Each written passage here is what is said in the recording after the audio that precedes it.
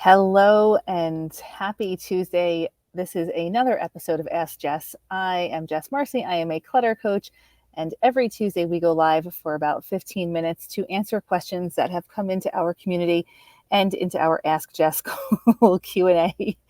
So let me dive right into it. The first question is from somebody who was in the Get Organized HQ event. She said, I loved your session on removing shame from clutter, and how can I find out more about working with you? Okay, so thank you for this question. If you haven't tuned into the Get Organized HQ, you missed my live free session, but you can always get the all access pass and go back and look at it. The session that I did talked about removing shame from clutter. If you've never seen that lesson, it's also available on my website. Just scroll down, jessmarcy.com. But the way that we work with people who have clutter is a little bit different than the way other professional organizers work. And that's why I actually call myself a clutter coach and not a professional organizer. Number one, we believe that community crushes clutter, and having a strong community is essential to your success moving forward. So we have judgment-free communities that you can join. The first step in joining one of our communities is to get into our free Facebook group called It's All Clutter. You can find lots of resources and support in there, but judgment-free community is huge. Secondly, we believe that all clutter is connected. So we don't just tackle the stuff in your house. We look at the whole picture, everything that's going on in your life, financially, emotionally, socially, all of that contributes to your clutter. And we have resources to support you in all of those ways. Our programs are based on Facebook groups and Zoom. We have different coaches from different disciplines to come in and support your journey. So that's how you would start working or moving forward with us in our communities. Number one, start with the It's All Clutter group. It is the best, best free spot on the internet. And thank you for your comments from the Get Organized HQ. It's been a really fun event for me to be a part of, and I look forward to doing it again in the future, hopefully. Okay, next question. And if you have a question while we're on here live that you didn't post earlier, just go ahead and put it into the comments. This question, can you touch a little bit on temporary chaos? What does it look like, and where do you keep the stuff? This is a great question. Temporary chaos is what happens when you start decluttering. So when you begin this whole process of getting organized, what you really have to do first is declutter your house and put your like items together. Often we have commingled collections. You open up a drawer, you open up a shelf, a box, of a bin, a reusable shopping bag, and inside of that you find a collection of dissimilar items. You may have things that belong in your bathroom and things that belong in your kid's backpack and paperwork and just a whole random assortment. You could have food and whatever it is, a whole random assortment of stuff. So the first step to quote unquote getting organized is to put those like items together. And when you do this, you end up making a little bit more of a mess than already existed because you're pulling stuff out and separating it into different categories. This is temporary chaos. Often this is a spot where people get stuck on their journey and they don't move forward because you've pulled everything out of your closet. You're starting to put all like items together. The project takes way longer than you think it's going to. Now it's time to go to bed. So you take everything off your bed, throw it onto the floor, into laundry baskets, and you never make the time to go back and push through the temporary chaos to actually get to the organized endpoint. So temporary chaos can literally look like a giant mess in your house. The way to handle temporary chaos, number one, set yourself up for success by being realistic with how much time you can spend on a project. And when I say time, I also mean how much emotional energy can you devote to a project.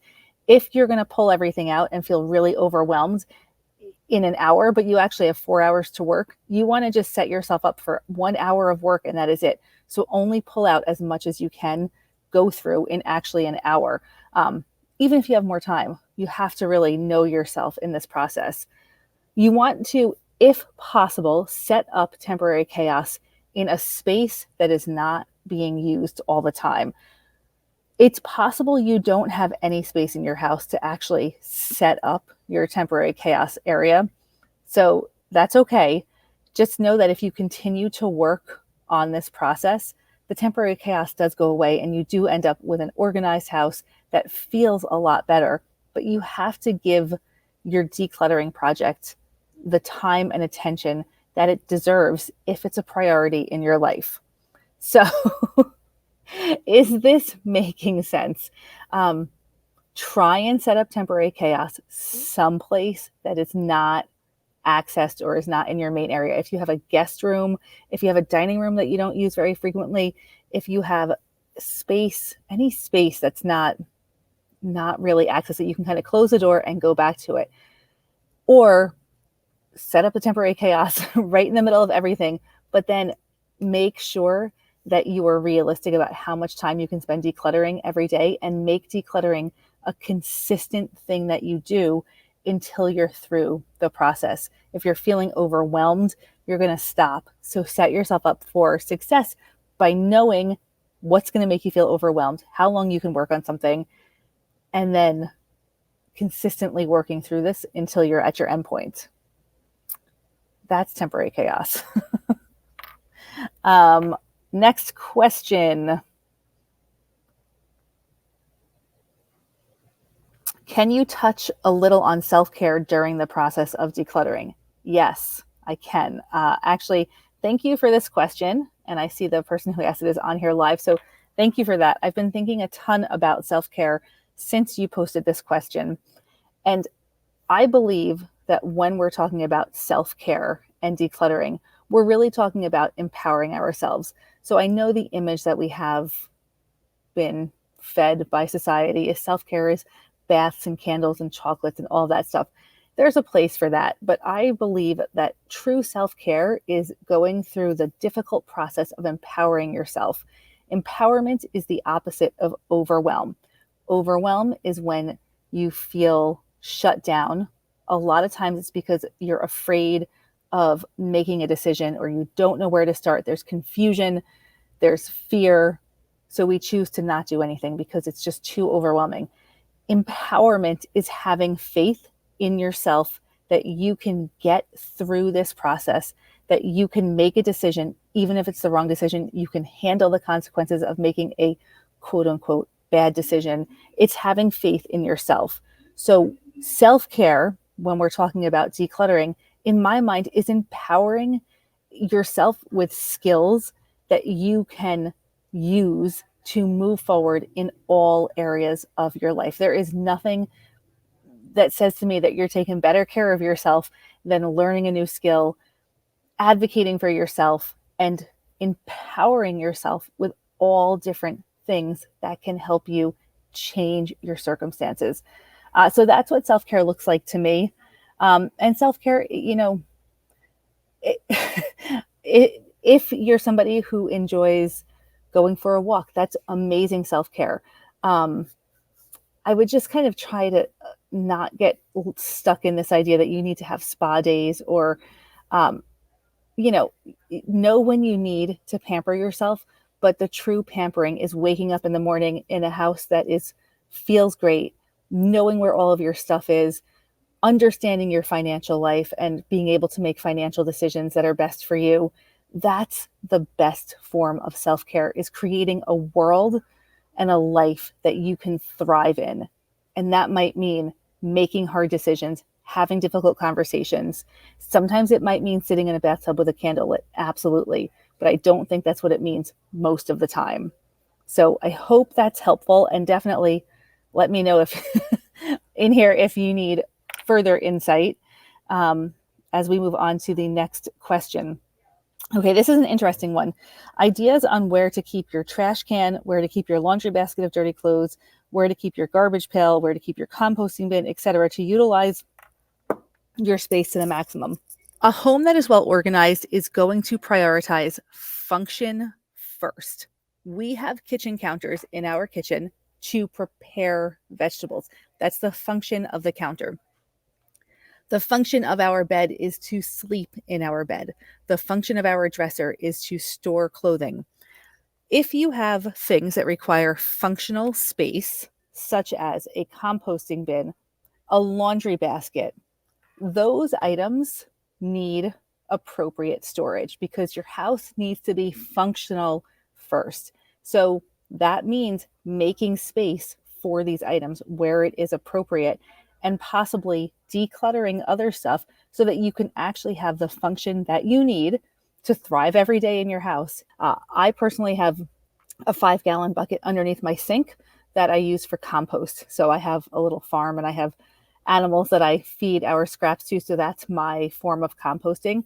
There's nothing else underneath my sink because the function of that space is to collect the food scraps so then I can then give them to our animals. Having other things stored under there wouldn't make any sense. So focus on your spaces and look at them through a lens of function first.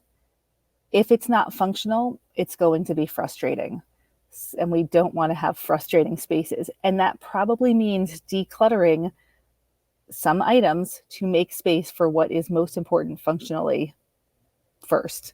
The average person that we work with, and I would say the average American, probably needs to declutter 40, 50, 60, 70% of their stuff to actually live within the space that we have and for it to function well.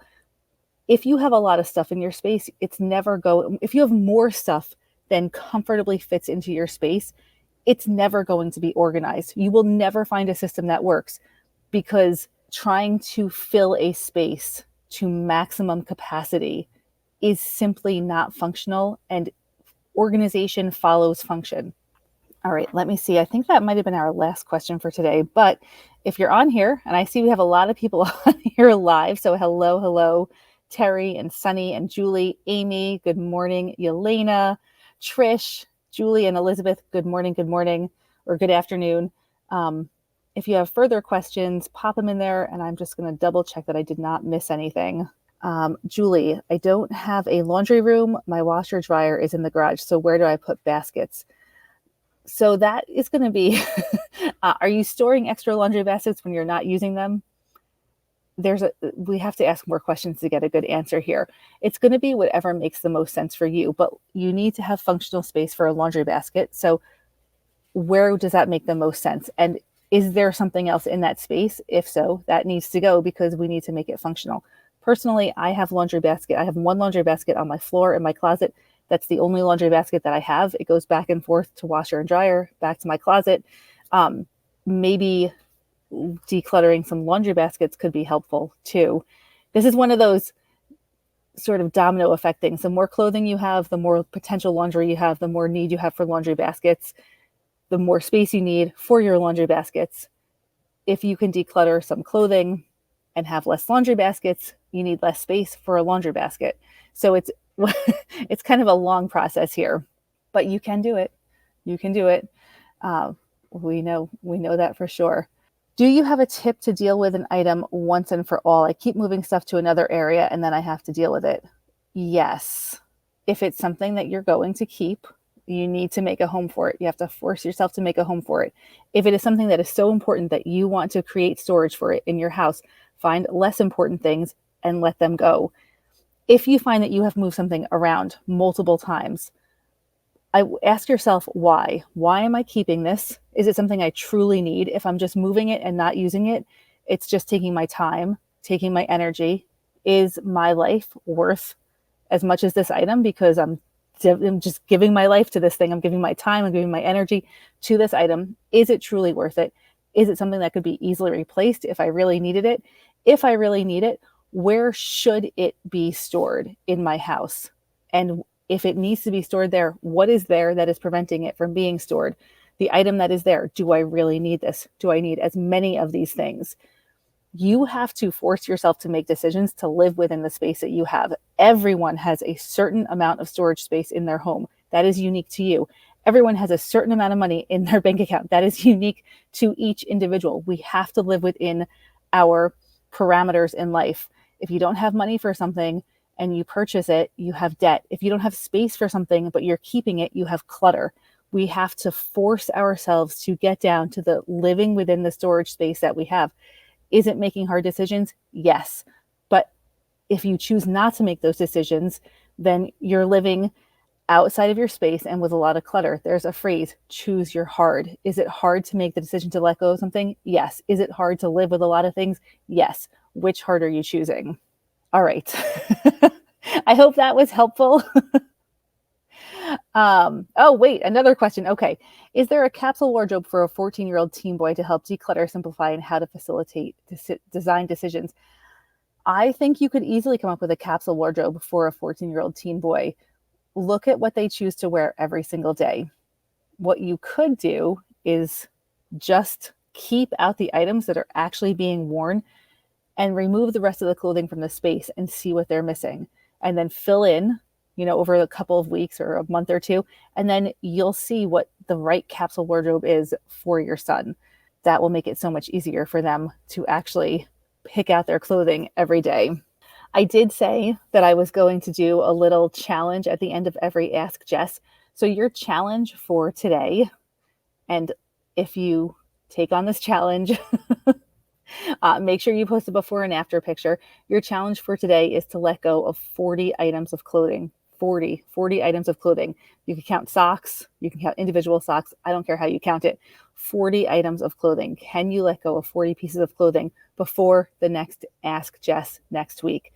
If you do, post into our Facebook groups and show us a picture of your items leaving, and we will have another challenge at the end of our next segment next week. All right, go get them. You guys got this. See you next week.